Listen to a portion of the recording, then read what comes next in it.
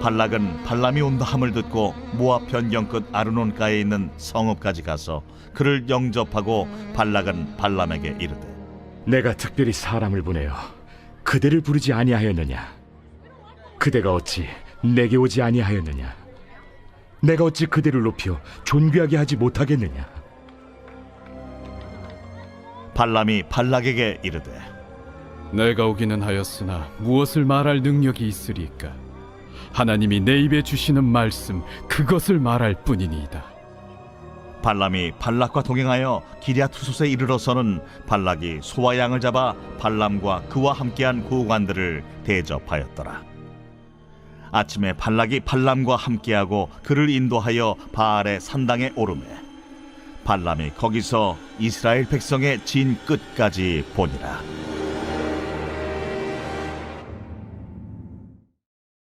제 23장. 발람이 발락에게 이르되 나를 위하여 여기 제단 7을 쌓고 거기 수송아지 7마리와 순양 7마리를 준비하소서.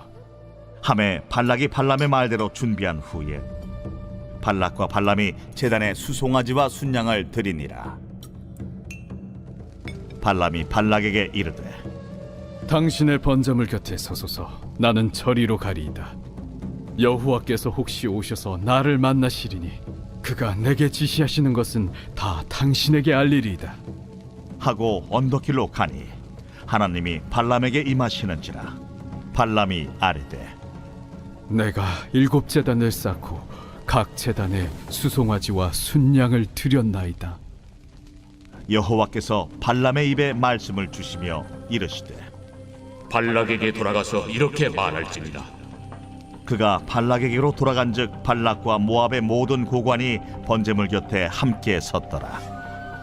발람이 예언을 전하여 말하되 발락이 나를 아람에서 모압 왕이 동쪽 산에서 데려다가 이르기를 와서 나를 위하여 야곱을 저주하라. 와서 이스라엘을 꾸짖으라 하도다. 하나님이 저주하지 않으신 자를 내가 어찌 저주하며 여호와께서 꾸짖지 않으신 자를 내가 어찌 꾸짖으랴. 내가 바위 위에서 그들을 보며 작은 산에서 그들을 바라보니 이 백성은 홀로 살 것이라. 그를 여러 민족 중에 하나로 여기지 않으리로다. 야곱의 티끌을 누가 능히 세며 이스라엘 4분의 1을 누가 능히 셀고 나는 의인의 죽음을 죽기 원하며 나의 종말이 그와 같기를 바라노라. 하매 발락이 발람에게 이르되 그대가 어찌 내게 이같이 행하느냐? 나의 원수를 저주하라고 그대를 데려왔거늘 그대가 오히려 축복하였도다. 발람이 대답하여 이르되 여호와께서 내 입에 주신 말씀을 내가 어찌 말하지 아니할 수 있으리까? 드디어 모압 왕 발락의 뜻대로 발람이 모압 땅에 도착했습니다.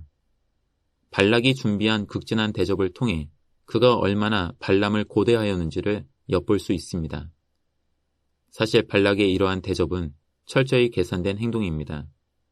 앞서 발람이 처음에 자신의 제안을 거절했을 때 발락이 짐작하기는 발람이 원하는 것은 더 높은 사람들로 하여금 자신의 대우를 높여줄 것과 그에 합당한 대가를 달라는 것이라 생각했던 것 같습니다.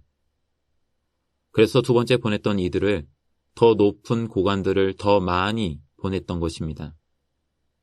따라서 발락은 발람의 됨됨이를 그렇게 여겼던 것입니다.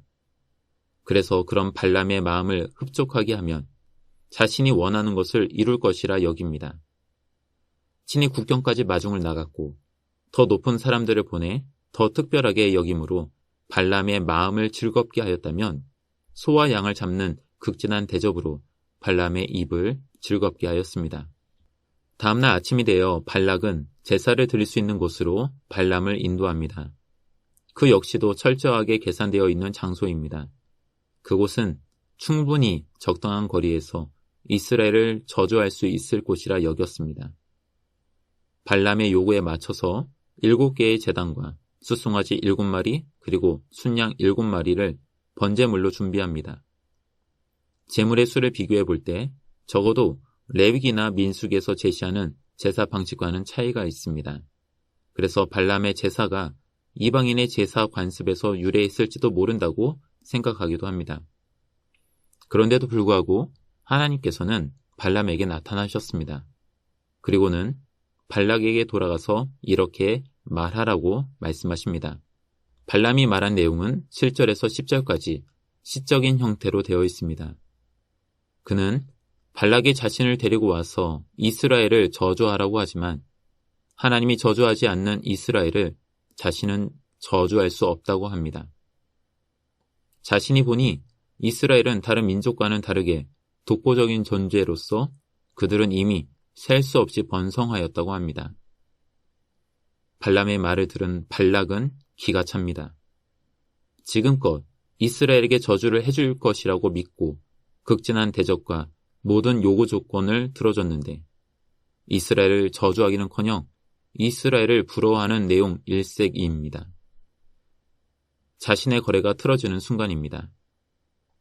발람에게 따져 묻지만 발람은 하나님께서 주신 말씀을 내가 말하지 않을 수 없었노라고 당당하기 그지없습니다.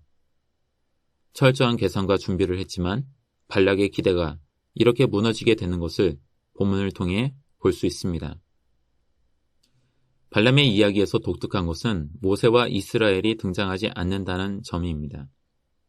모세와 이스라엘이 가나안의 진입을 앞두고 있는 시간에 벌어지는 발락과 발람의 이야기를 민수기는 주목합니다. 오늘 본문을 통해 우리는 철저하게 자신의 뜻을 이루고자 신의 도움을 구하는 발락의 모습을 보게 됩니다. 발락은 자신의 뜻을 이루기 위해서라면 어떤 신이든 상관없습니다.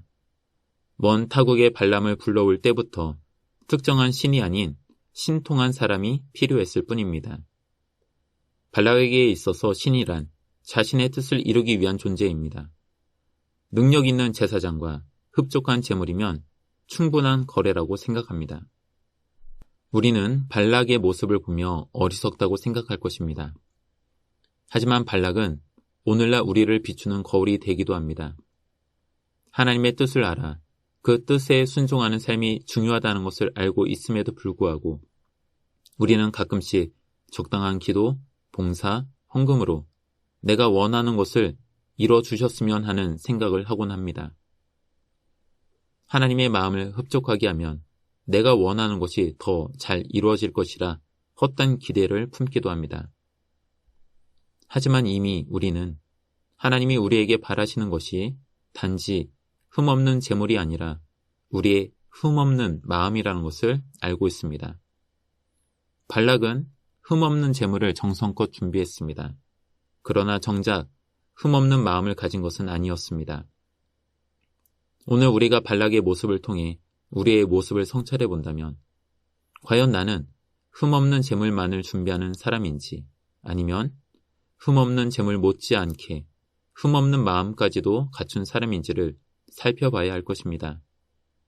나는 인애를 원하고 제사를 원하지 아니하며 번제보다 하나님을 아는 것을 원하노라 하신 호세아서의 말씀을 다시금 떠올려 봅니다.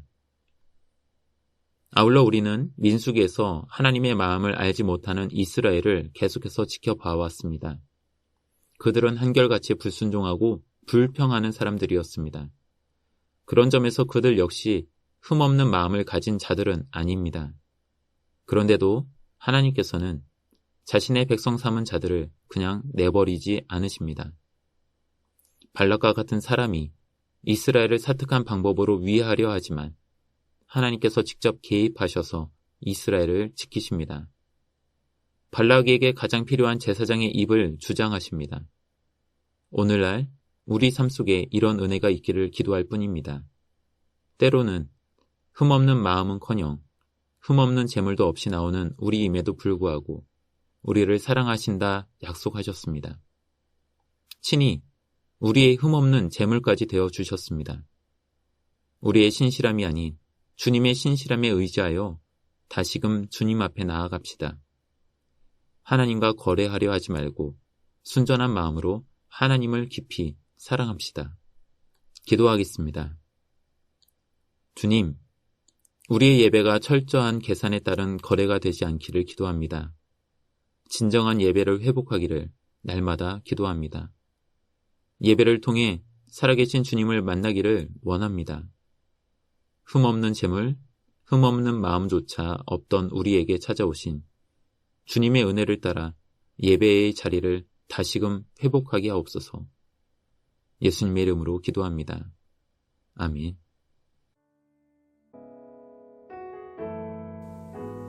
일 오심 기도. 하루 5번 마음을 다해 드리는 기도. 나는 죽었습니다. 제가 주인이 아니고 예수님이 저의 주인이십니다. 예수님은 십자가에서 죽으시고 부활하셨습니다. 부활하신 예수님을 가슴으로 만나서 따라가며 간증합니다. 사랑하는 가족과 함께 영광스러운 승리를 노래합니다.